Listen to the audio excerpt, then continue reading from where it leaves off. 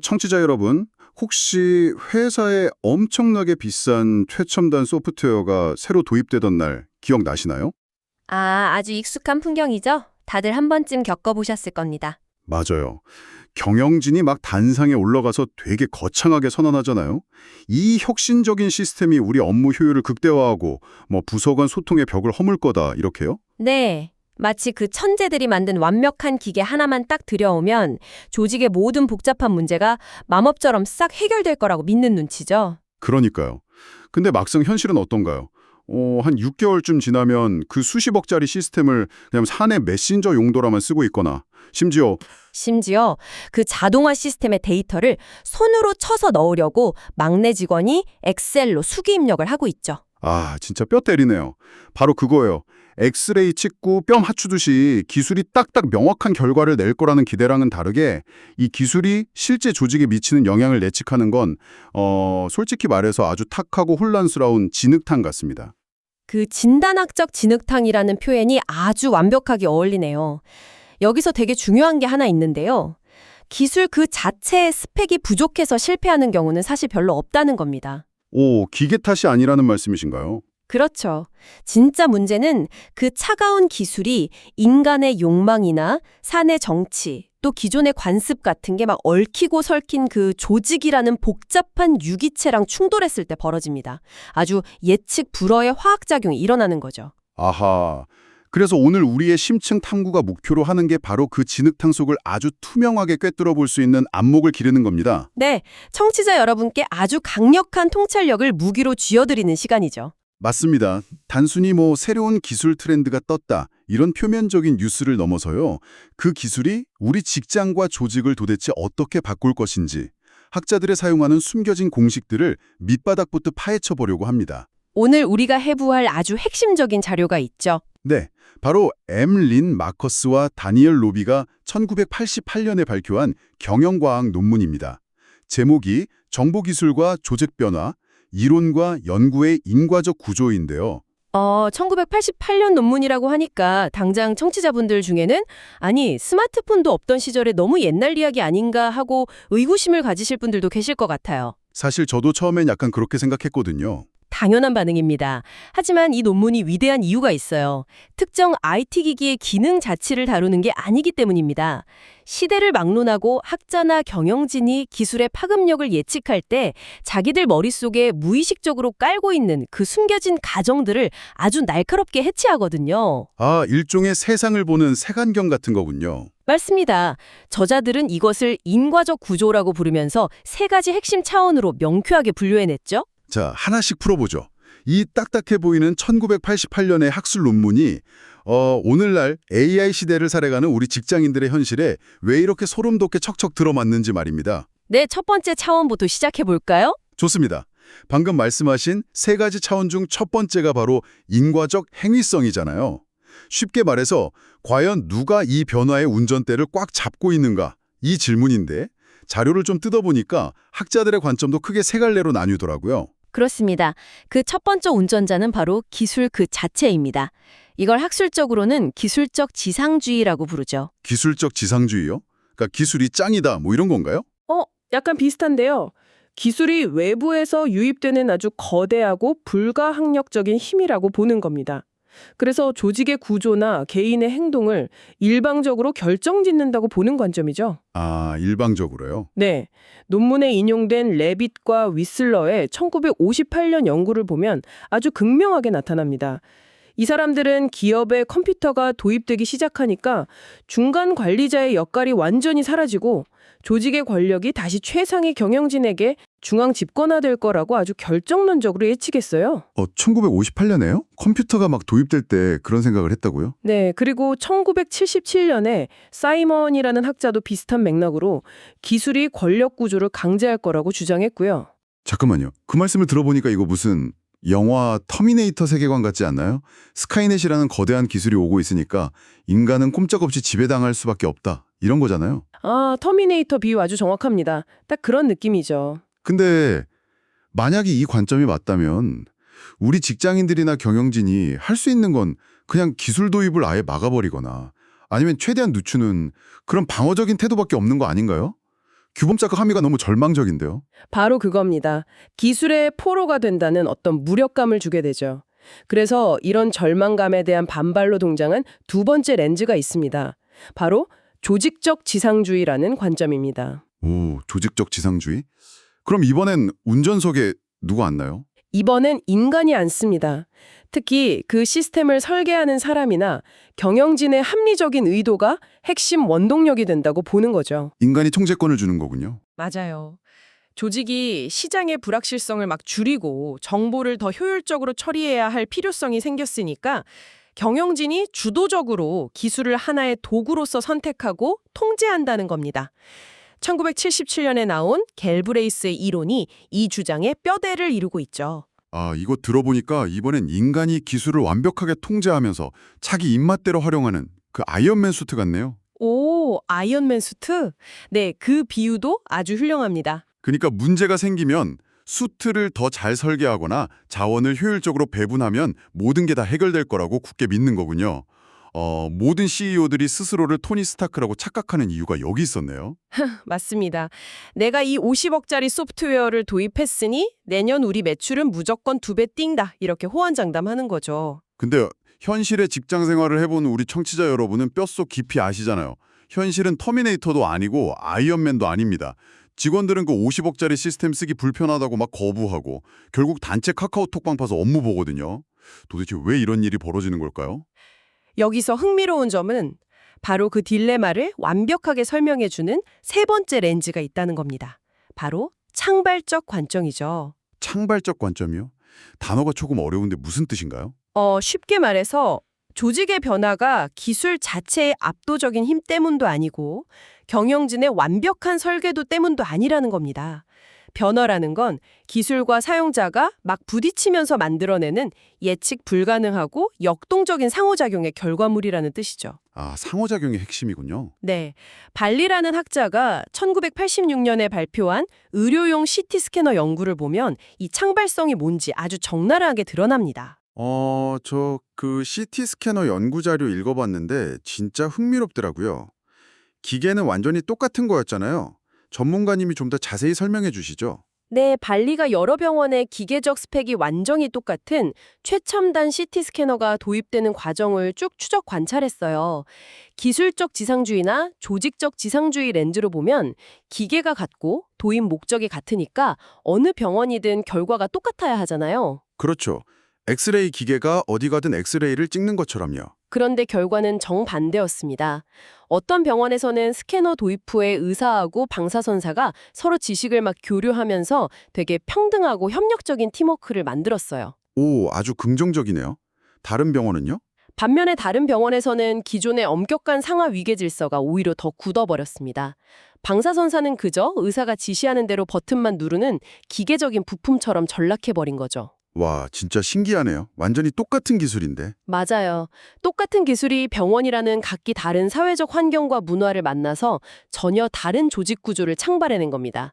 이게 바로 창발적 관점이죠. 와, 이거야말로 진짜 수많은 유저들이 접속해서 실시간으로 변수가 쾅쾅 충돌하는 멀티플레이어 온라인 게임 같네요. 아, MMORPG 게임이요? 네, 그렇게 볼 수도 있겠네요. 네, 그 게임 개발자, 그러니까 경영진이죠.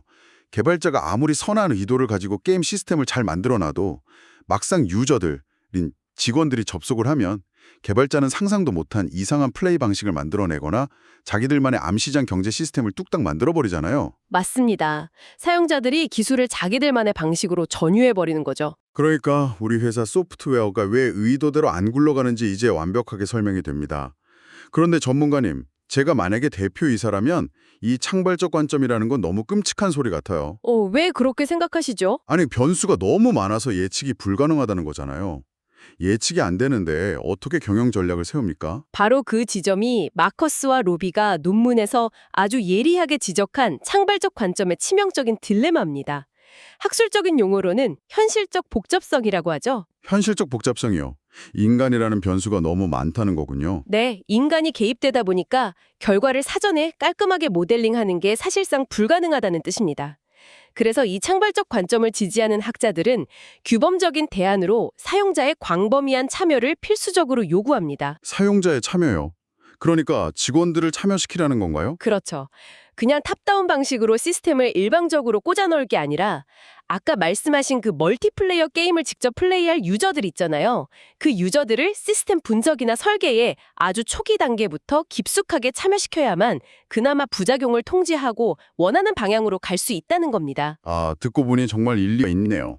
자, 그럼 누가 변화를 주도하는지 그 행위성에 대해서 살펴봤으니까 논리적으로 바로 다음 질문이 떠오르네요. 어떤 질문이죠? 직원들이 실시간으로 개입하는 이 예측 불가능한 롤플레잉 게임 속에서 경영진은 도대체 언제 그리고 어떻게 변화가 일어날지 그 공식을 어떻게 짜야 할까요? 아주 좋은 질문입니다.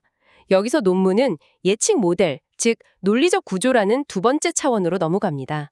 학자들은 이 예측의 방식을 크게 분산 이론과 과정 이론 이렇게 두 가지로 나누고 있어요. 분산 이론과 과정 이론이요.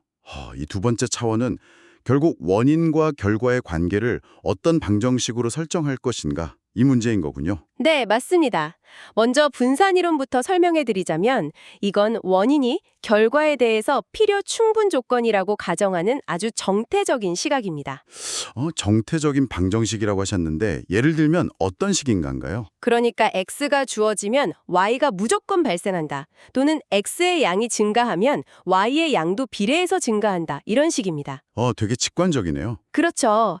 예를 들어서 회사의 IT 통신망, 즉 X를 많이 깔수록 조직의 의사결정은 더 중앙 집권화된다. 그러니까 Y가 된다. 이렇게 딱 잘라 단정 짓는 변수 기반의 예측입니다. 경영진이 가장 좋아하죠. 왜냐하면 깔끔하고 보고서에 쓰기 아주 좋거든요. 하하, 맞아요. 숫자로 딱 떨어지니까요. 하지만 잠깐만요. 사회 현상이나 사람 심리가 수학 공식처럼 그렇게 1대1로 딱 떨어지나요? 당연히 안 떨어지죠. 제 경험상 제가 팀원들한테 슬랙이나 메신저 채널을 막 2배로 늘려준다고 해서 그 친구들의 소통량이 2배로 늘어나진 않거든요. 오히려 알림 너무 많다고 다 꺼버리고 아예 소통을 안 하죠. 예외가 너무 많지 않습니까? 정확합니다. 바로 그게 분산 이론의 맹점입니다. 현실의 그 복잡한 예외 상황들을 다 무시해버리거든요. 그래서 그 한계를 극복하기 위해 등장한 게 바로 과정 이론입니다. 아하, 과정 이론. 그럼 이건 뭐가 다른가요? 과정 이론은 멈춰있는 스냅샷 사진이 아니라 시간의 흐름을 중시하는 종단적인 시각을 가집니다. 여기서는 특정 원인이 결과를 무조건 보장하는 충분 조건이 절대 아니에요. 보장하지 않는다. 그럼 원인이 도대체 무슨 역할을 하는데요? 단지 그 결과가 일어나기 위해서 없어서는 안 될 필요 조건일 뿐이라고 선을 긋는 거죠. 논문에 아주 훌륭한 예시가 하나 등장하는데요. 주모드와 애플이라는 연구자들이 1988년에 연구한 슈퍼마켓의 광학 스캐너 도입 사례입니다. 그 마트에서 바코드 찍는 스캐너요. 거기서 과정 이론이 어떻게 증명된다는 거죠? 네, 자, 슈퍼마켓에 바코드 스캐너라는 기술을 도입했다고 한번 가정해보죠.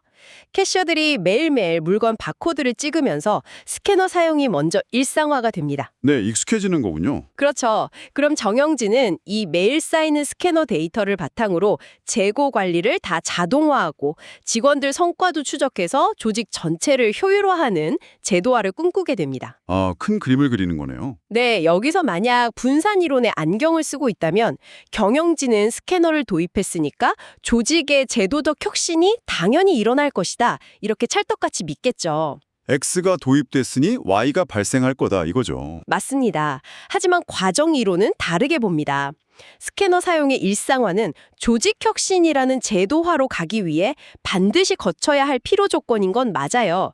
데이터가 없으면 혁신도 없으니까요. 그렇죠. 찍어야 데이터가 쌓이니까요. 하지만 스캐너 사용이 일상화되었다고 해서 그 뒷단의 매니저들이 그 데이터를 진짜 잘 활용해서 진정한 혁신을 이뤄내는 제도화 단계로 무조건 넘어간다는 보장은 그 어디에도 없다는 걸 강조합니다. 와, 여기서부터 진짜 흥미로워지네요.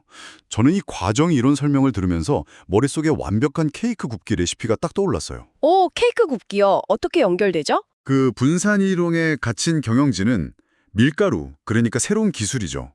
밀가루만 사다 놓으면 무조건 맛있는 조직 혁신이라는 케이크가 짠 하고 완성된다고 굳게 믿는 부린 거예요. 심지어 밀가루를 2배로 쏟아부으면, 그러니까 기술의 예산을 2배로 쓰면 이 혁신이라는 케이크가 2배 더 빨리 구워질 거라고 엄청난 착각을 하는 거죠. 와, 그 비유 아주 탁월합니다. 진짜 딱 맞네요. 과정 이론은 그 케이크를 만드는 레시피의 시간과 순서에 집중하는 거거든요. 밀가루는 케이크를 만들기 위한 필수 조건이지 밀가루 그 자체가 케이크가 된다는 충분 조건은 아니잖아요. 그렇죠. 밀가루만 퍼먹을 순 없으니까요. 네, 반죽을 젓는 순서, 또 오븐의 정확한 온도 설정, 심지어 그날 주방의 습도나 제빵사의 컨디션까지 그 수많은 우연과 사건들이 시간의 흐름에 따라서 완벽하게 톱니바퀴처럼 맞아떨어져야만 비로소 케이크가 빵 부풀어 오르는 법이죠. 그렇다면 만약에 우리 회사의 임원진이 100억짜리 AI 프로젝트를 막 시작하면서 야, 돈과 기술을 이만큼 부었으니까 내년엔 100억어치 혁신이 나올 거야. 이렇게 분산 이론에 꽉 빠져 있다면 우리는 그들을 도대체 어떻게 설득해야 할까요? 가서 대표님, 레시피를 보셔야 합니다. 이렇게 외치면 될까요? 이걸 조금 더 큰 그림과 연결해서 설명해 볼까요? 분산 이론은 통계적으로 현상을 일반화하기에는 아주 편합니다. 하지만 앞서 말씀하신 인간의 그 복잡한 메커니즘을 통찰로 증발시켜버리죠. 그래서 경영진에게 필요한 통찰은 논문이 강조한 경험적 충실도로 인정하는 태도입니다. 경험적 충실도요? 네. 과정 이론은 특정 조건이 딱 갖춰졌을 때 혁신이 일어날 확률이 존재할 뿐이라고 되게 겸손하게 말하거든요. 물론 예측력은 다소 떨어질지 몰라도 실제 조직 내에서 직원들이 새로운 시스템에 막 저항하거나 아니면 자기들만의 우회로를 찾거나 서서히 적응해 나가는 그 현실적인 행동 양식을 훨씬 정확하게 담아냅니다. 아, 현실을 있는 그대로 반영한다는 뜻이군요. 맞습니다.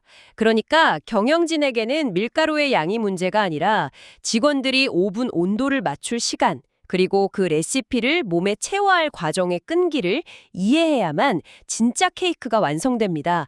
이렇게 조언해줘야 하는 거죠. 명쾌하네요. 원인이 결과를 무조건 보장하지 않는다는 그 아주 담백한 사실 하나만 경영진이 인정해도 수많은 IT 프로젝트의 참사를 절반 이상은 막을 수 있을 것 같습니다. 네, 정말 격하게 동의합니다. 자, 이제 이 깊이 있는 분석의 마지막 세 번째 안경을 껴볼 차례입니다. 변화를 일으키는 주체가 사람들의 상호작용이라는 것도 알았고 또 결과를 만들어내는 공식이 시간과 우연의 레시피라는 것도 배웠습니다. 그렇다면 남은 건 뭘까요? 이 모든 현상을 관찰할 때 우리의 카메라 렌즈를 어디에 맞출 것인지 줌인과 줌아웃을 결정하는 분석 수준의 문제입니다. 아, 줌인 줌아웃. 그러니까 연고에 초점을 맞추는 대상의 크기 문제군요. 네, 이건 크게 거시적 수준, 미시적 수준, 그리고 이 둘을 섞은 혼합 수준으로 나뉩니다. 먼저 거시적 수준은 카메라를 최대한 줌아웃해서 사회 전체나 공식적인 조직 구조라는 아주 큰 숲을 봅니다. 숲을 보면 거대한 트렌드를 파악하기는 쉽겠네요. 논리도 되게 간결해지고요. 장점은 확실하죠. 하지만 1986년에 콜먼 같은 학자들이 아주 강하게 비판했듯이 조직이라는 껍데기만 볼 뿐 실제로 피와 땀을 흘리면서 행동하는 개인의 숨은 의도나 목적을 깡그리 무시해버린다는 치명적인 약점이 있습니다. 조직이 결정했다 이렇게 말하지만 사실 조직은 살아 숨쉬는 생명체가 아니잖아요. 맞아요. 기한서에 결제 도장을 쾅쾅 찍고 또 시스템 접속을 짜증내면서 거부하는 건 결국 한 명 한 명의 사람이니까요. 그렇죠. 그렇다면 반대로 카메라 렌즈를 바짝 당겨서 미시적 수준으로 줌인해버리면 모든 문제가 다 해결되는 거 아닌가요? 개인이나 소그룹의 심리, 행동 패턴만 아주 집중적으로 파고드는 거죠. 그런데 미시적 수준 역시 아주 위험한 함정을 하나 딱 파놓고 있습니다.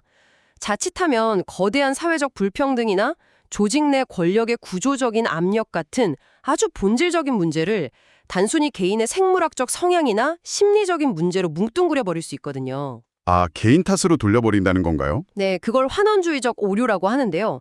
예를 들어서 부서 전체에 아직 잘못 도입된 비효율적인 시스템 때문에 직원들이 다들 고통받고 있는데 저 김 대리가 새 시스템에 적응 못하는 건 원래 저 사람 성격이 꼬이고 보수적이라서 그래. 이렇게 개인의 탓으로 돌려버리는 끔찍한 결론이 나올 수 있다는 거죠. 와, 진짜 뼈 때리는 비유네요. 그 구조의 실패를 개인의 무능으로 덮어버리는 전형적인 꼬리 자르기 수법이군요. 그래서 이 딜레마를 돌파할 답이 뭔가요? 눈치 빠른 청취자분들은 이미 다 예상하셨겠지만 당연히 이 두 렌즈를 번갈아 쓰는 거 아닐까요? 정확하게 맞추셨습니다. 논문의 저자들은 거시와 미시를 아주 자유롭게 넘나드는 혼합 수준 접근법의 당위성을 강력하게 역설합니다. 아까 우리가 이야기 나눴던 발리의 병원 CT 스캐너 연구가 여기서 다시 한번 빛을 발하죠. 아, 그 연구가 혼합 수준의 예시이기도 하군요. 네, 잘 생각해 보시죠. 병원에 새로운 최첨단 기술이 떡하니 도입된다는 것 자체는 아주 거시적인, 매크로한 조직적 사건입니다. 하지만 이 거시적 충격은 곧바로 방사선사와 의사라는 개인들의 일상적인 업무 스킬, 그리고 상호작용의 방식을 확 변화시키죠. 그건 다분히 미시적인, 마이크로한 현상이네요. 그렇죠. 그리고 이렇게 변화된 개인 간의 새로운 관계 패턴이 매일매일 누적되고 기나긴 시간이 흐르면 결국 병원 전체의 공식적인 위계 질서와 조직의 구조 자체를 아예 뒤바꿔 버립니다. 이게 다시 거시적인 결과로 이어지는 아주 놀라운 순환적 구조인 셈이죠. 거시에서 미시로 그리고 다시 거시로요. 아, 흐름이 완벽하게 이해가 됩니다. 그런데 저는 여기서 되게 강한 의문이 하나 들거든요. 거시적 관점이 살아 숨쉬는 인간성을 배제하고 반대로 미시적 관점이 거대한 숲의 맥락을 잃는다는 게 이렇게나 명백하잖아요. 네, 너무 명백하죠. 그렇다면 두 렌즈를 번갈아 쓰는 이 혼합 수준 연구는 학계나 실무에서 상식 중의 상식이어야 하는 거 아닙니까?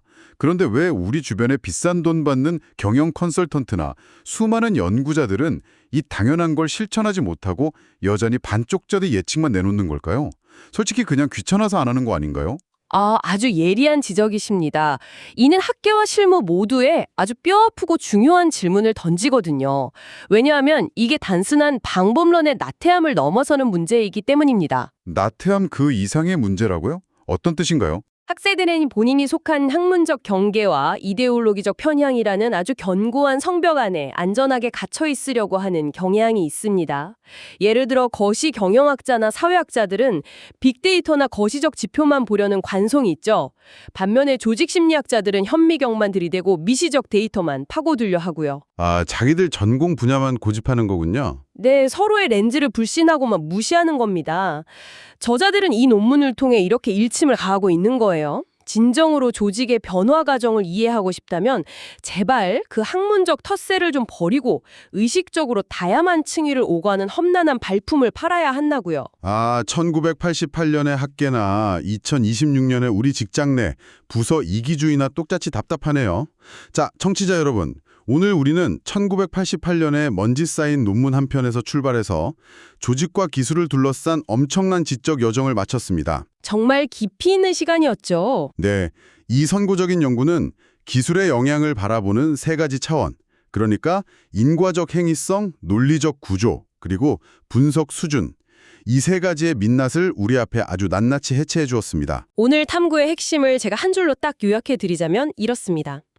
기술은 단순히 조직에 떨어져서 즉각적인 충격을 가하고 끝나는 마법의 운석 같은 게 아닙니다. 마법의 운석이 아니다. 네. 기술적 변화는 아주 복잡한 사회적 조건과 예측 불가능한 사람들의 상호작용이 기나긴 시간에 걸쳐 얽히고 설키면서 만들어내는 일련의 과정입니다. 우리는 기술 자체가 모든 걸 결정한다는 터미네이터 같은 환상에서도 벗어나야 하고 동시에 경영진의 통제 아래 기술이 계획대로 착착 굴러갈 거라는 아이언맨 같은 환상에서도 반드시 깨어나야 합니다. 바로 그겁니다. 청취자 여러분, 내일 아침 출근했는데 회사의 대표님이나 이른바 테크 구루라는 사람이 단상에 척 올라와서 마이크를 잡고 이렇게 외친다고 한번 상상해 보세요. 여러분, 이번에 도입하는 이 새로운 AI 툴이 우리 업무 방식을 180도 뒤집어 놓을 겁니다. 도입 즉시 생산성이 무조건 200 오를 것을 제가 확신합니다. 이렇게요. 하하, 정말 자주 듣는 멘트네요. 예전 같았으면 그 말에 막 박수를 치거나 아니면 속으로 불안해하셨겠지만 이제 여러분은 팔짱을 딱 끼고 마음속으로 되게 여유롭게 미소 지으면서 비판적으로 사고하실 수 있습니다. 아, 저 대표님은 지금 기술적 지상주의라는 오만한 렌즈랑 분산이론이라는 아주 얄팍한 방정식의 안경을 단단히 쓰고 계시는군. 우리 회사의 복잡한 조직 문화라는 변수랑 케이크를 굽는 그 기나긴 레시피의 과정은 아주 쏙 빼놓고 말이야. 이렇게요. 축하드립니다, 여러분. 네, 이제 여러분은 그 쏟아지는 기술적 과장 광고 속에서도 실제 조직의 변화를 날카롭게 꿰뚫어 볼 수 있는 아주 강력한 지적 무기를 얻으셨습니다. 기술의 스펙트럼이 얼마나 화려한지 보다 그 기술이 우리라는 복잡한 무대 위에서 사람들과 도대체 어떻게 상호작용하며 춤을 추는지 그 은밀한 레시피를 지켜보는 안목이 생기신 거죠. 맞습니다. 그런데 오늘 우리는 이 논문을 조직과 직장이라는 테두리 안에서만 치열하게 이야기했잖아요. 하지만 마지막으로 이 날카로운 렌즈를 여러분의 아주 사적이고 개인적인 영역으로 쑥 밀어 넣어보면 어떨까요? 개인적인 영역이요? 네, 지금 당장 여러분의 주머니 쪽에 그리고 여러분의 뇌 속에 아주 깊숙이 침투해 있는 유튜브나 SNS의 AI 알고리즘 말입니다. 알고리즘. 이거 일상을 완전히 지배하고 있죠. 여러분은 알고리즘이라는 이 기술이 여러분의 취향, 소비 시간, 나아가 정치적 성향까지 아주 완벽하게 지배하고 있다고 믿으시나요? 마치 기술적 지상주의의 노예가 된 것처럼요? 아니면 반대로 여러분 스스로가 아주 똑똑하게 알고리즘을 길들이고 통제하면서 유용하게 써먹고 있다고 믿으시나요? 조직적 지상주의의 통제권자처럼 말입니다. 굉장히 도발적인 질문이네요. 사실 둘 다 아닐 수도 있잖아요. 맞습니다. 어쩌면 우리의 일상 자체가 그 누구도 예측할 수 없는 숱한 변수들이 막 부딪히는 창발적 과정의 한복판에 되게 위태롭게 둥둥 떠 있는지도 모릅니다. 오늘 여러분이 스마트폰 화면에서 아주 무심코 누른 그 클릭 하나는 과연 거대 기술 기업의 치밀한 의도였을까요? 아니면 여러분의 온전한 자유의지였을까요? 그것도 아니면 그 사이 어딘가에서 탄생한 혼돈의 레시피였을까요?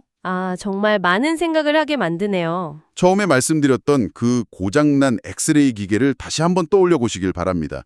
우리는 여전히 기술과 인간이 뒤엉킨 진흙탕 속에 서 있지만 적어도 이제는 그 진흙을 헤집고 나아갈 나침판 하나를 손에 딱 쥐게 되었습니다. 오늘 하루 여러분의 삶을 스쳐 지나가는 기술의 궤적이 과연 누구의 의도인지 스스로 깊이 탐구해 보시길 바라면서 오늘 심층 탐구는 여기서 우아하게 마무리하겠습니다. 여러분, 끝까지 함께 해주셔서 감사합니다. 지금까지 청취해 주셔서 감사합니다. 다음에 또 만나요.